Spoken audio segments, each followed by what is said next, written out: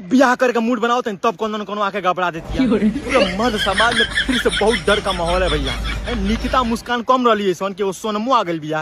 अरे दादा दादा बड़ा खतरनाक बारी थी, कहाँ से आई बड़ी सन रे। एगो फ्रिज में डालता लसिया, एगो ड्रम में डालता लसिया, ये हनीमून के बहाने ले आती है, ओकर बाद पहाड़ में काट के मुँह आ जाती है। अरे बाप रे बाप, लव मैरिज से खतरनाक रहबे कैलो, ऑरेंज मैरिज बहुत ज्यादा खतरनाक बा। हमनी के प्रोडक्ट देख के बियाह कइल जाता, ओकर बाद से का प्रोडक्ट कैसे निकल जाए के जानता दादा, क्यों नहीं जान। पूरा मर्द समाज एकदम थरथराई बाटे दादा। बड़ा तनी के गर्मी में हनीमून मना पहाड़े पे जाए के रहला जा सन सारे कुछ नहीं, और पहाड़ में जातन घरवा में तो रहल फिर भी चला घरवा में घरवा में गाड़े ताड़ी सन। अब तो कुछ पहाड़ों निकलल मुश्किल कर दे भाई, सब पहाड़ों नहीं निकल पाई क्यों दादा।